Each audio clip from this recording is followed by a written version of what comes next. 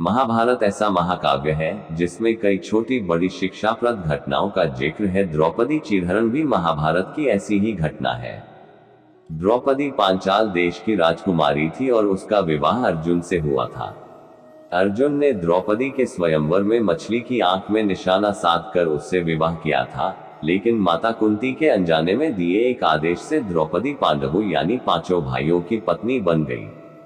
एक बार की बात है जब पांचों भाइयों में सबसे बड़े युधिष्ठिर इंद्रप्रस्थ नगर पर राज कर रहे थे। उस समय हस्तिनापुर का राजकुमार दुर्योधन था और पांचों पांडव उसके चचेरे भाई थे। दुर्योधन कौरवों में सबसे बड़ा था और अपने चचेरे भाइयों यानी पांडवों से जलता था। दुर्योधन सबसे ज्यादा अपने चालाक मामा शकुनी को मानता था। शकुनी ने दुर्योधन को सलाह दी कि वो पांडवों को जुआ खेलने के लिए आमंत्रित करे। पांडवों ने अपने भाई दुर्योधन का निमंत्रण स्वीकार कर लिया। उस सभा में भरत वंश के शासक धृतराष्ट्र, भीष्म पितामह, द्रोणाचार्य और महात्मा विदुर जैसे महान लोग भी उपस्थित थे। शकुनी मामा ने छल कपट से पांडवों को हराना शुरू किया। इस खेल में पांडव अपना राज्य हार गए। धर्मराज युधिष्ठिर ने स्वयं और अपने चारों भाइयों को भी दांव पर लगाया और हार गए। अंत में जब दांव पर लगाने के लिए उनके पास कुछ नहीं बचा तो उन्होंने अपनी पत्नी द्रौपदी को दांव पर लगा दिया। दुर्योधन तो जैसे इसी पल का इंतजार कर रहा था। शकुनी मामा की मदद से उसने जुए में द्रौपदी को भी जीत लिया। द्रौपदी को जीतने के बाद दुर्योधन ने अपने भाई दुशासन को आदेश दिया कि वो द्रौपदी को भरी सभा में बाल पकड़कर और घसीटते हुए लेकर आए।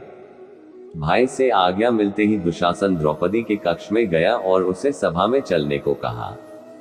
रानी द्रौपदी बहुत ही स्वाभिमानी और पतिव्रता स्त्री थी, इसलिए उन्होंने दुशासन के साथ चलने से मना कर दिया।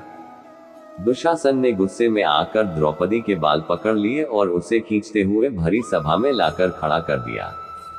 दुर्योधन ने दुशासन को आज्ञा दी कि वो द्रौपदी को भरी सभा में निर्वस्त्र कर दे।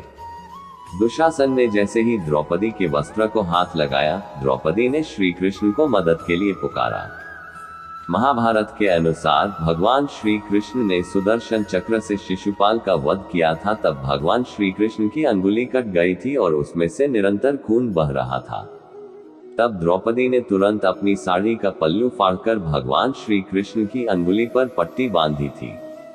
तब श्री कृष्ण ने कहा था कि मैं इस बात को हमेशा याद रखूंगा और भविष्य में इस साड़ी के टुकड़े की कीमत जरूर चुकाऊंगा। श्री कृष्ण अपने भक्तों को कभी नाराज नहीं करते। कृष्ण ने जब द्रौपदी की करुण पुकार सुनी तो उन्होंने द्रौपदी की साड़ी को बढ़ाना शुरू कर दिया। दुशासन द्रौपदी का चीर खींचता रहा, लेकिन वो जितना खींचता वस्त्र उतना बढ़ता जाता। इस प्रकार भगवान श्री कृष्ण ने द्रौपदी के द्वारा बांधी गई साड़ी का कर्ज चुकाते हुए उस समय द्रौपदी की लाज बचाई। अंत में दुशासन थक कर हार गया, किंतु द्रौपदी का वस्त्र हरण नहीं कर सका। ऐसा कहा जाता है महाभारत युद्ध के पीछे सबसे बड़ा कारण द्रौपदी चिरहरण ही था।